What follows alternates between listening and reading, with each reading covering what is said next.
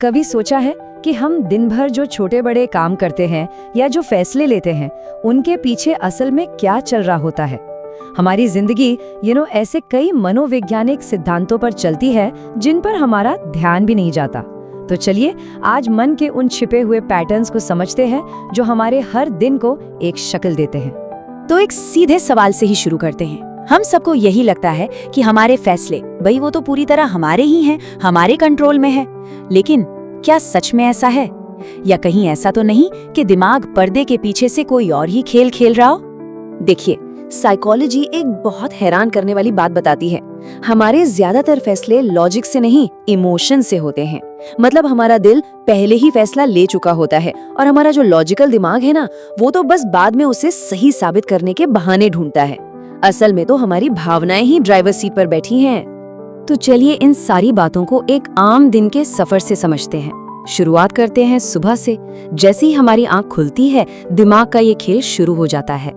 दिन की एक अच्छी शुरुआत, पता है, पूरे दिन का मूड सेट कर सकती है। जैसे सुबह की जो रोशनी है वो सिर्फ हमारी नींद नहीं भगाती, बल्कि हमारा मूड भी एकदम से अच्छा कर देती है। और एक मजेदार बात, अगर आप जबरदस्ती भी मुस्कुराए ना, तो भी आपका दिमाग खुशी महसूस करने लगता है ना कमाल? सच में ये छोटी छोटी चीजें बहुत बड़ा असर डालती हैं। अच्छा, ये सुनने में शायद थोड़ा अजीब लगे, लेकिन खुद से जोर जोर से बात करना एक सुपर पावर जैसा है। जब हम अपने उलझे हुए विचारों को आवाज देते हैं तो वो सिर्फ एक सोच नहीं रहते, बल्कि एक साफ साफ इंस्ट्रक्शन बन जाते हैं। इससे हमारा फोकस बढ़ता है और दिन भर की मुश्किलें सुलझाना भी काफी आसान हो जाता है। ठीक है, तो सुबह के इन छोटे छोटे हैक्स से हमने दिन को सेट तो कर लिया।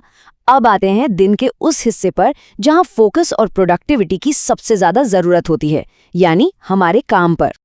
मल्टीटास्किंग, हम सब इसे एक बहुत बड़ी स्किल मानते हैं, है ना? पर क्या ये वाकई उतना असरदार है जितना हम सोचते हैं, या फिर ये चुपके से हमारी एकाग्रता की दुश्मन है? सच तो ये है कि मल्टीटास्किंग एक बहुत बड़ा मिथ है। हमारा दिमाग एक साथ कई काम करने के लिए बना ही नहीं है। असल में जब हम एक काम से दूसरे काम पर कूदते रहते हैं तो बहुत सारी मेंटल एनर्जी बर्बाद हो जाती है और नतीजा, काम की क्वालिटी गिर जाती है। असली प्रोडक्टिविटी तो एक समय पर सिर्फ एक काम करने से ही आती है। अब एक और बिल्कुल उल्टी बात, क्या मीटिंग में पेन से कुछ कुछ बनाते रहने की आदत है? इसे अक्सर ध्यान भटकने की निशानी माना जाता है, पर असल में ये इसका बिल्कुल उल्टा है। डूडलिंग हमारे दिमाग को बस इतना सा बिजी रखती है कि वो कहीं और पूरी तरह से ना भटके, और इससे हम जो सुन रहे हैं वो हमें ज्यादा अच्छे से याद रहता है। चलिए, काम के बाद अब बात करते हैं दिन के सामाजिक पहलू की। हमारे रिश्ते और हमारी भावनाएं, ये शायद साइकोलॉजी का सबसे पेचीदा और दिलचस्प हिस्सा है। आइए इसे भी समझते हैं। हमारा दिमाग, पता है, नेगेटिव बातों पर ज्यादा तेजी से ध्यान देता है। ये एक तरह की सर्वाइवल स्किल है जो हमें खतरों से बचाने के लिए बनी है। और यही वजह है कि 10 तारीफों के बीच कही गई एक नेगेटिव बात हमें ज्यादा चुभती है और बहुत देर तक याद भी रहती है। हमारा दिमाग इनाम से ज्यादा खतरे को प्राथमिकता देता है। ठुकराए जाने का एहसास वो सिर्फ एक फीलिंग नहीं है, वो एक बायोलॉजिकल सच्चाई है। रिसर्च बताती है कि जब हमें कोई रिजेक्ट करता है तो दिमाग के ठीक वही हिस्से एक्टिव होते हैं जो कोई शारीरिक चोट लगने पर होते हैं। मतलब जब कोई कहता है कि दिल टूट गया, तो ये सिर्फ एक कहावत नहीं है, ये सचमुच में एक दर्द है। कभी ध्यान दिया है कि जब हम किसी दोस्त से बात करते हैं तो अनजाने में हम भी उनकी तरह ही हाथ हिलाने लगते हैं या उसी तरह बैठ जाते हैं? इसे कहते हैं मिररिंग। जब हम किसी को पसंद करते हैं तो हमारा दिमाग एक गहरा कनेक्शन बनाने के लिए चुपके से उनके हाव भाव की नकल करने लगता है। और अब दिन धीरे धीरे खत्म हो रहा है।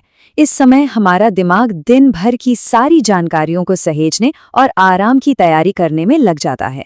तो चलिए यादों और नींद के मनोविज्ञान को भी थोड़ा समझते हैं।